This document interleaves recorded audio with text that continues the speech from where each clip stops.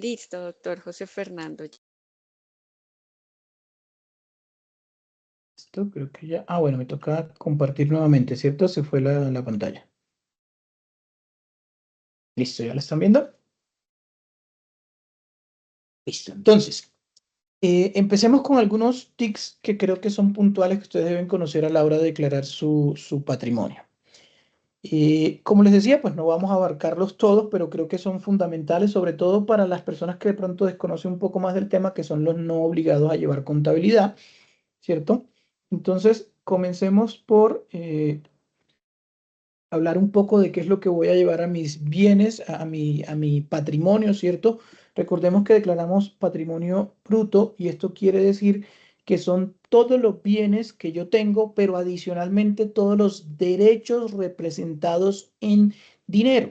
Entonces, puedo tener un derecho representativo en dinero o que se puede comercializar, como puede ser el derecho de usufructo, el derecho de prenda, el derecho de hipoteca. Lo puedo tener, entonces eso también hará parte de mi patrimonio y también lo tendré que llevar a mi declaración de renta. O puedo tener derechos fiduciarios que también los tendré que llevar a mi declaración de renta como parte de mi patrimonio. Entonces, ¿cómo vamos a declarar los activos fijos? Empecemos por comentar que los activos fijos los vamos a segmentar dentro de bienes inmuebles, ¿cierto? Y bienes muebles. Expliquémoslo un poco para los no obligados a llevar contabilidad, que quizás es donde se presenta el mayor error a la hora de declarar sus activos fijos, sobre todo inmuebles. El artículo 277 del Estatuto Tributario, en su inciso final, me establece una condición para los no obligados a llevar contabilidad y me dice que ellos deben declarar sus inmuebles por el mayor valor entre tres ítems a comparar. Primer ítem, avalúo catastral del año que estoy declarando, ¿cierto? Segundo ítem, costo fiscal del activo, es decir, el valor por el cual lo declaré el año inmediatamente anterior. Y tercer ítem, costo de adquisición del activo. Entonces yo tengo que hacer este ejercicio todos los años. Todos los años, si yo tengo una vivienda, si yo tengo un lote, un edificio, una casa, tengo que buscar avalúo catastral. Entonces el avalúo catastral puede que me diga 300 millones de pesos. Costo fiscal, valora que lo declaré el año pasado. Entonces el año pasado pues yo no conocía esta normativa y lo declaré por el avalúo catastral del año anterior. Entonces coloqué 295 millones de pesos. Y el costo de adquisición. Entonces, costo de adquisición, ¿cuánto me costó el inmueble cuando lo compré? Entonces resulta que yo compré este inmueble por 500 millones de pesos. Entonces miren que en este caso el mayor valor fue el costo de adquisición. Entonces, como mínimo, el contribuyente, este inmueble, siempre que haga esta comparación, pues tendrá que declararlo como mínimo por el valor de adquisición del inmueble. En este ejercicio, por 500 millones de pesos. Ese es el mínimo para yo declarar mis bienes inmuebles. Entonces, no va a ser avalúo catastral, sino hay que hacer la comparación siempre y ese va a ser el mínimo que yo voy a tener para declarar.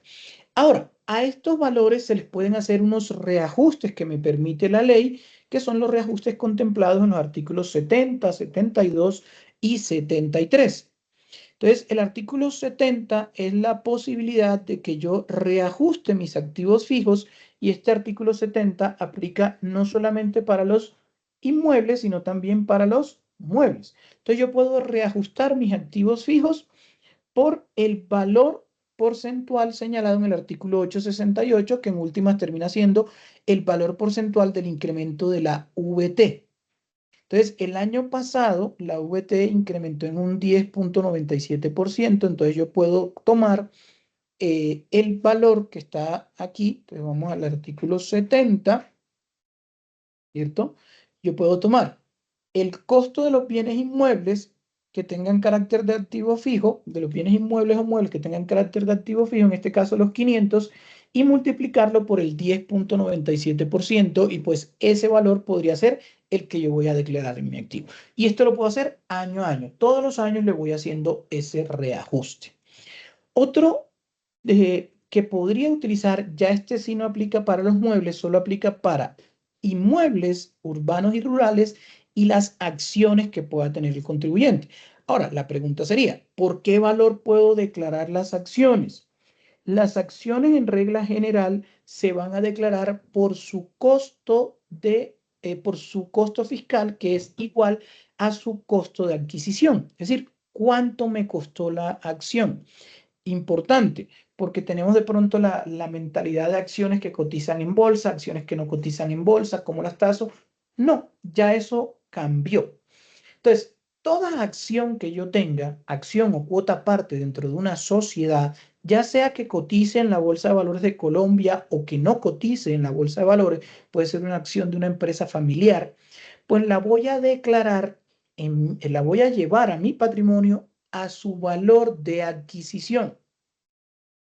Entonces, cuando montamos una empresa familiar, yo me quedé con 4 cuotas partes y esas 4 cuotas partes, cada una me costó 1.000.000 de pesos. Entonces, pues, yo voy a declararla como mínimo por 4 millones de pesos. Ahora, puedo hacer lo que me dice el artículo 73, que aplica, como les decía, para acciones y para bienes inmuebles, tanto de índole rural como urbano. Y es que voy a ir al índice de precios al consumidor según el decreto que está vigente para 2025, que es el decreto 174, y lo que voy a encontrar ahí es un posible listado, ¿cierto? En este decreto, vamos a hacer aquí, voy a tratar de proyectar voy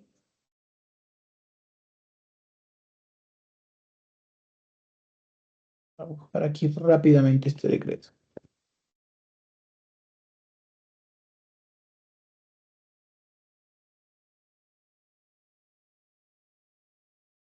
Y ya se los comparto.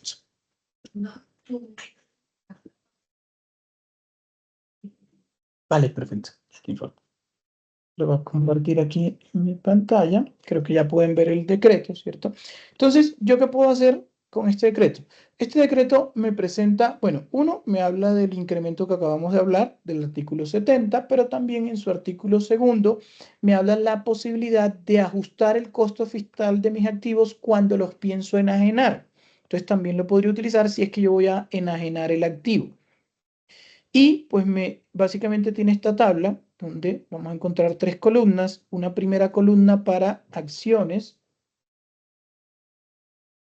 una segunda columna para bienes raíces urbanos y otra tercera columna para bienes raíces rurales.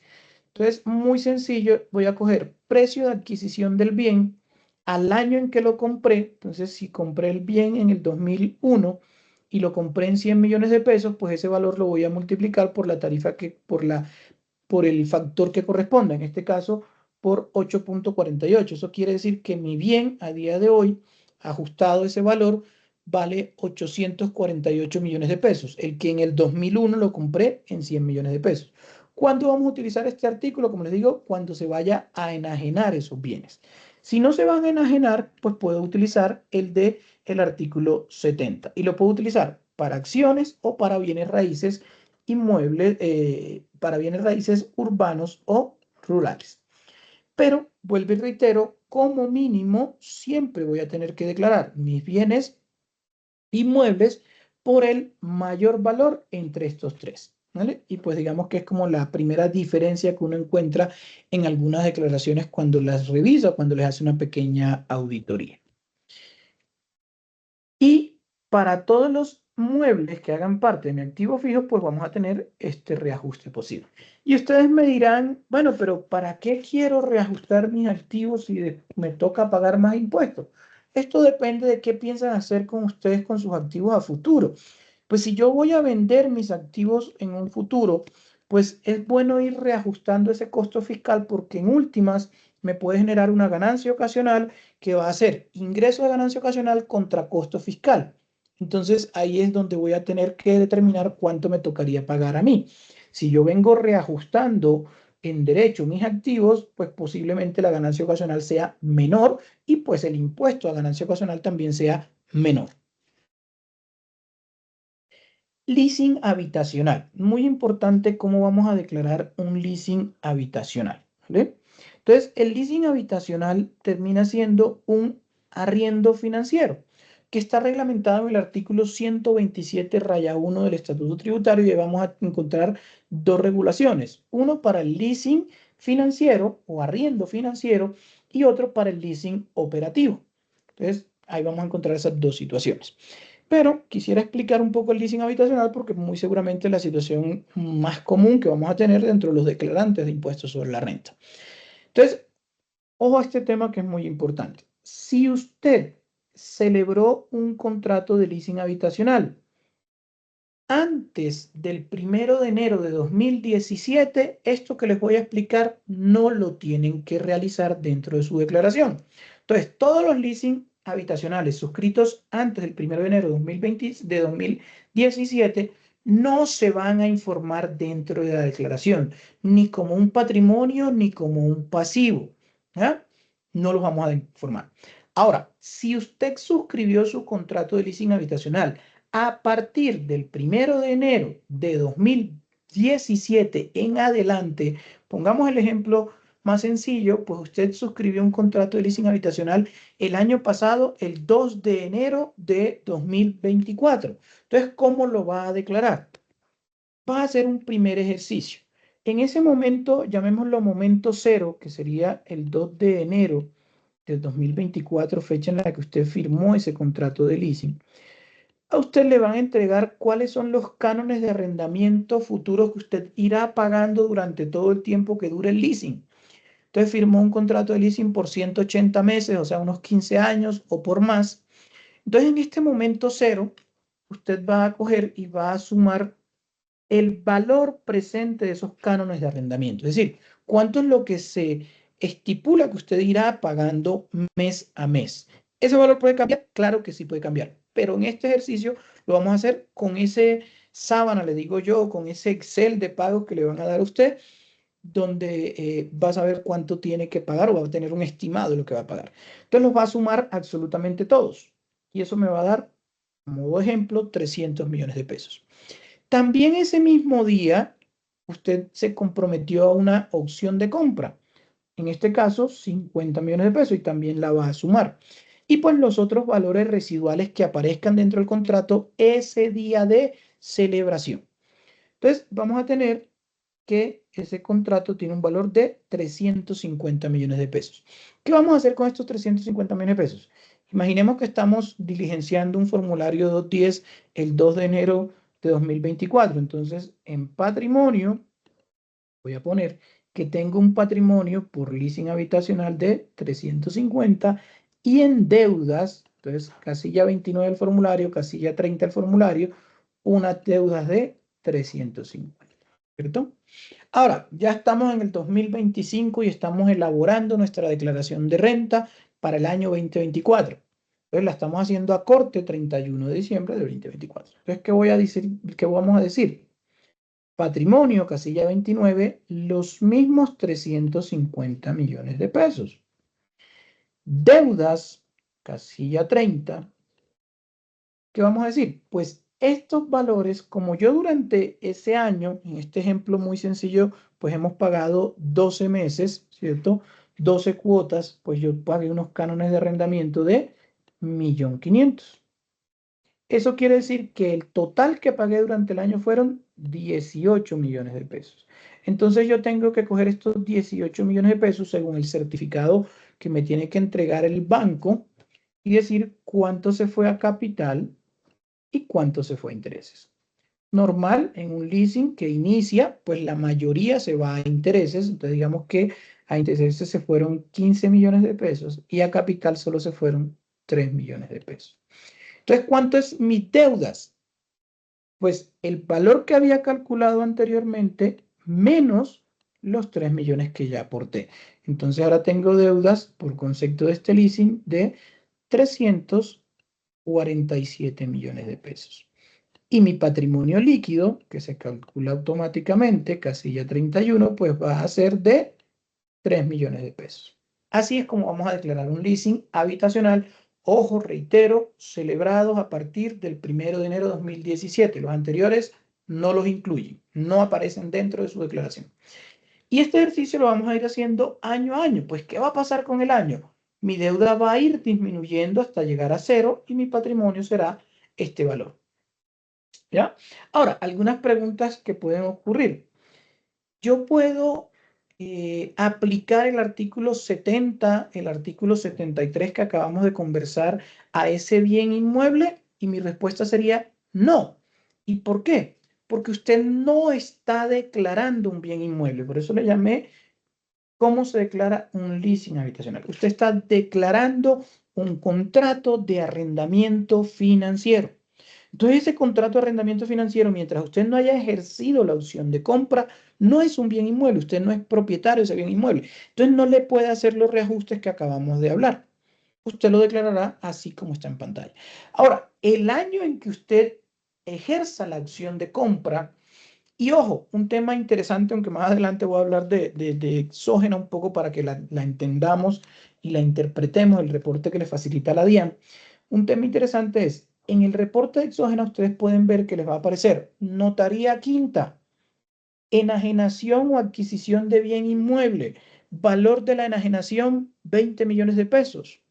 A una compañera años anteriores le apareció 350.000 pesos. O sea, compró una casa por 350.000 pesos. Me dice, pero ¿cómo? Debe ser un error del notario, debe ser un error de la DIAN. No, esa es la opción de compra que ella pagó. Ahora, yo que ya soy propietario de ese bien, entonces lo voy a calcular el valor de ese bien. ¿Cómo? Con las reglas que les expliqué anteriormente. Avalúo catastral, costo fiscal, que lo declaré el año anterior, que en este caso pues lo tendría en cero. Costo de adquisición, pues que en este caso, pues ¿cuánto fue mi costo de adquisición? Al ejemplo, muy sencillo, 350.000 pesos. Entonces, ¿cuál va a ser el mayor valor para declarar ese bien? Pues el avalúo catastral. Entonces, inicio declarando mi bien, que ahora sí es mío, que ahora sí es un activo fijo mío, una casa, lo inicio declarando por el avalúo catastral. Estará bien, estoy cumpliendo con el requisito de comparar los tres. Pero antes no puedo hacer ningún reajuste porque antes lo que estoy declarando es un contrato. Entonces, así lo vamos a declarar. Estos 15 que quedan por intereses, guárdenlos ahí, que ya los vamos a utilizar cuando estemos depurando el impuesto sobre la renta en el sistema cedular. Contratos de fiducia. Muy importante. Si usted creó un contrato de fiducia mercantil, ¿cierto? En donde cedió algunos de sus bienes a este patrimonio autónomo, recuerde que el artículo 102 del Estatuto Tributario, en su numeral segundo, establece algo que se llama el principio de transparencia. ¿Y qué implica el principio de transparencia? Que si en un contrato de fiducia mercantil se puede identificar el fideicomitente o el beneficiario, o si el beneficiario y el fideicomitente son el mismo, por el principio de transparencia, ellos, tributariamente hablando, tendrán que declarar ese patrimonio como si fuera propio. Ojo, la fiducia mercantil va a seguir teniendo las mismas consecuencias comerciales y civiles, pero tributariamente hablando, me dice este numeral segundo que los derechos fiduciarios pues, tendrán que ser declarados por el fideicomitente si no puedo identificar el beneficiario, o por el beneficiario, o por el beneficiario cuando el beneficiario sea el mismo fideicomitente.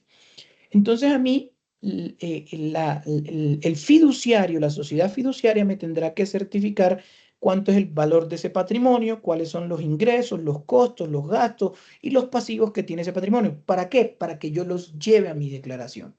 Entonces, si el patrimonio bajó, pues lo llevaré a mi declaración el patrimonio. Si tuve ingresos por ese patrimonio, los llevaré a mi declaración como ingresos de la cédula a la cual correspondan, ¿cierto? Pero los declararé yo como beneficiario que soy. Hay casos particulares donde no se puede identificar ni el beneficiario, el fideicomitente, y ahí los declarará la fiducia.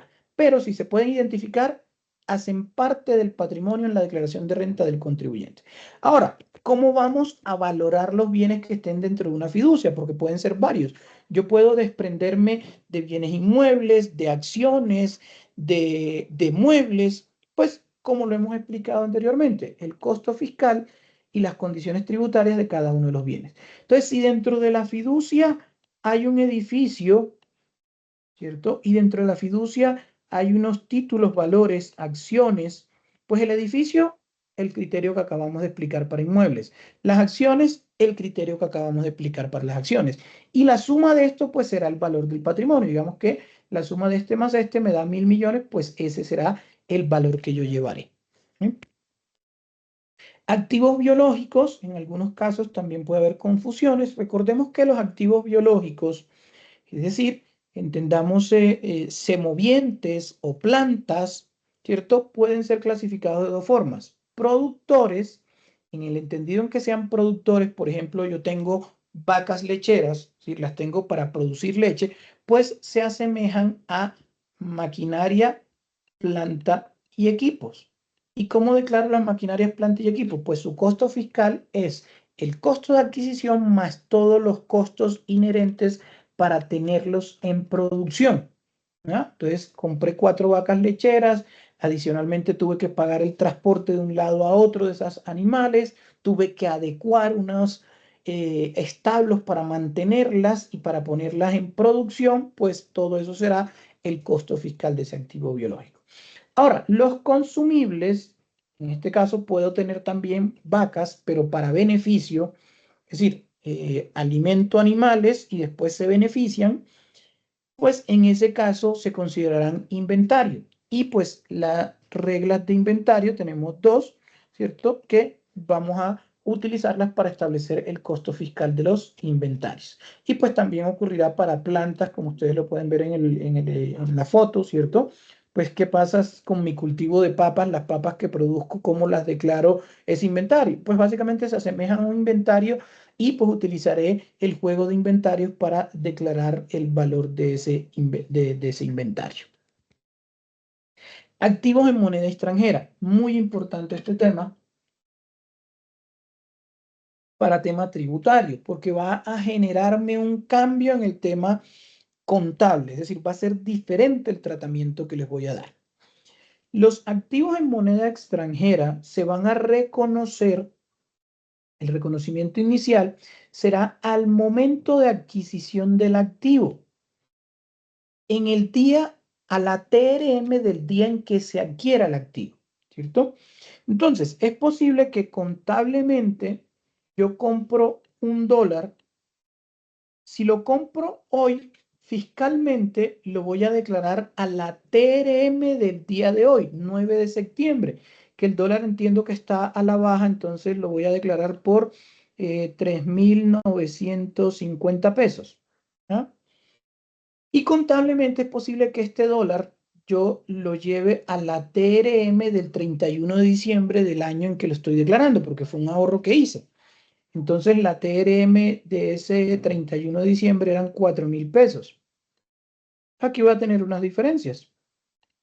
Pero fiscalmente, es decir, a mi declaración, todos los activos en moneda extranjera y todos los ingresos en moneda extranjera se declararán a la TRM del día en que se compró el activo o se adquirió el pasivo, porque puedo estar contrayendo una deuda, un crédito, o recibí el ingreso a ese día. ¿Cuándo los voy a declarar a la TRM? Del día que corresponda cuando los enajene. Y ahí puede que tenga un ingreso, un costo o un gasto. Importante que lo tengamos en cuenta. Entonces, entiendo que vamos a hacer un pequeño break antes de entrar ya a lo que sería la determinación cedular. Si quieren, hacemos el pequeño receso. Diana, ¿hasta qué ahorita sería el receso? ¿Cuántos minutos son?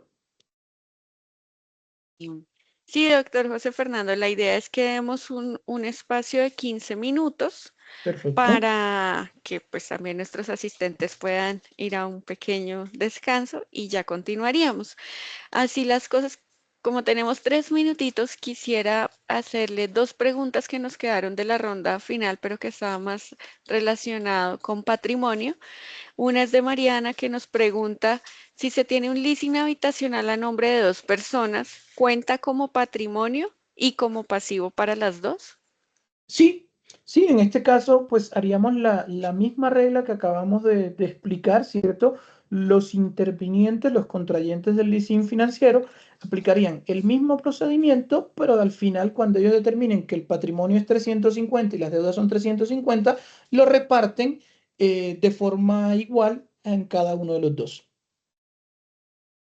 Listo, perfecto. Y la siguiente pregunta es, ¿cómo declaro un leasing habitacional y cuál es la norma? Bueno, yo creo que esa Es parte de la ya explicación, nos ya nos quedó. quedó Sí, correcto. fijo. Y sobre residencia fiscal nos decían, si un contribuyente que tiene consignaciones provenientes del extranjero las ingresa como un activo y un ingreso. Esas Bueno, remesas, esos dineros recibidos. Como les comentaba, todo depende de la calificación que tenga este señor, si es residente o no residente, ¿vale? ¿Por qué? Si es no residente y no está teniendo ingresos acá en Colombia, pues lo más seguro es que no le toque presentar declaración de renta acá en Colombia. Si es residente, por efectos del artículo 10, entonces pues sí tendrá que declarar su patrimonio acá en Colombia y los ingresos, bueno, su patrimonio en Colombia y en el exterior y los ingresos tanto de fuente nacional como extranjera.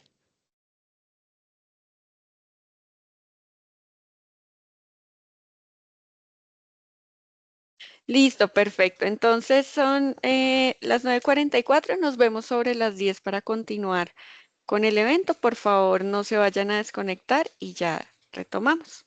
Muchas gracias por su participación.